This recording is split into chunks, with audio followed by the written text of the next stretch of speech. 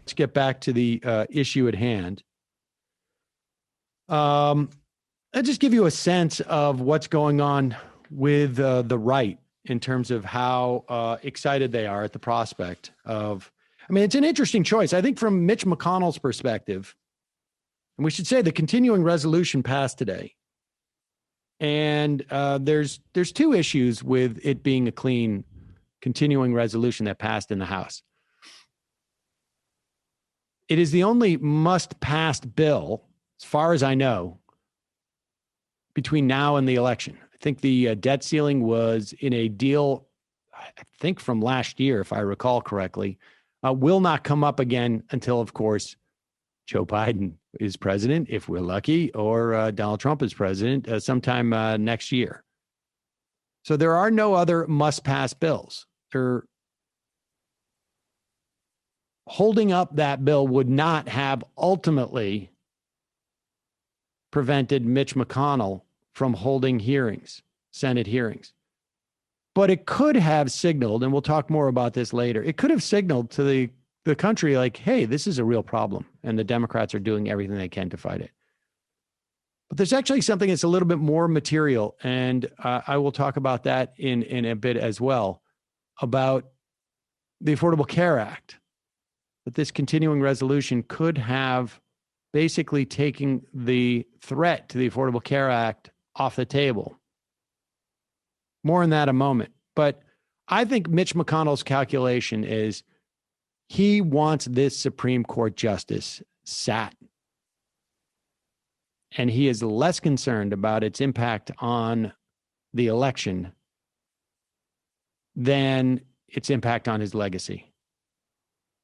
Donald Trump has sat now 201 federal judges, I believe it is, for lifetime appointments. He's done 55 appellate judges. Obama had 53 in 8 years. And Mitch McConnell sees that as his accomplishment, and it is. It is. It's a wretched one, but it is an accomplishment. And it seems to me that you would get more from an electoral perspective if you created an if-come situation, right? If you vote for us, you will get this. But I think the strategy also seems to be about, one, for Mitch McConnell to get his legacy, and two, to hope to drive a certain amount of aggrievement by the conservatives, because that seems to be their animating principle. Nevertheless, here's Rush Limbaugh excited about the prospect of a new ultra-conservative Supreme Court justice. Washington Post has a story today. Democrats largely powerless to stop the GOP from confirming their court choice. Folks, do you know how big this is? This is huge. This could be, I want to whisper this, the end of Roe versus Wade. But this is going to have a massive impact on the American judiciary. It's thus going to have a massive impact on American culture and society. And the desire that many of us have to return to American traditions and institutions that were part of our founding, that led to our greatness and our exceptionalism, are now going to be the vast majority of opinions on the United States Supreme Court. I'm not sure I even know exactly what he's talking about there. If he's talking about like the making abortion illegal fulfills all those things, or if he's talking about an assault on, let's say, the ability of gay people to marry, maybe. I mean, or is he talking about like the Lochner era?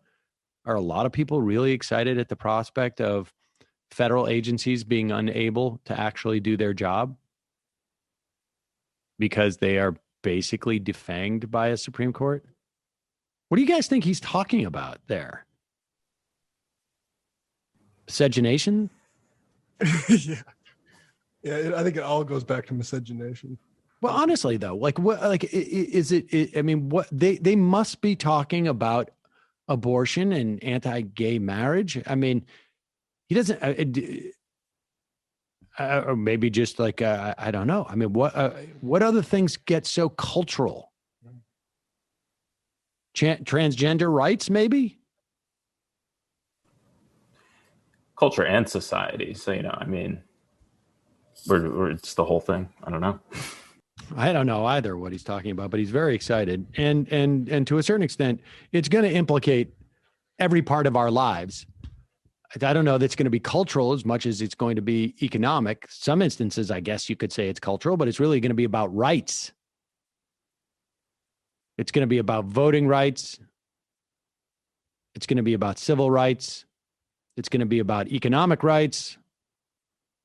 I guess maybe we're going back to an era that is like I don't know, children will be able to work again full time. We'll get that back. That was one of the things that made this country great. You can put a 12-year-old in a sweatshop for 70 hours a week. Maybe we can get some of that back. And this whole thing where you got to get time and a half, we'll get rid of that. Get back to that those early values where exploiting child labor and all labor is far more celebrated than it is today, I guess. Make sure we're still able to exploit labor in mass ways. Yeah. I mean, it must be like once you hit a certain threshold of being able to exploit labor, that's when you start getting back to our original values. Like, I don't know, slavery. That's what I was thinking. Talking about reinstituting slavery, is he?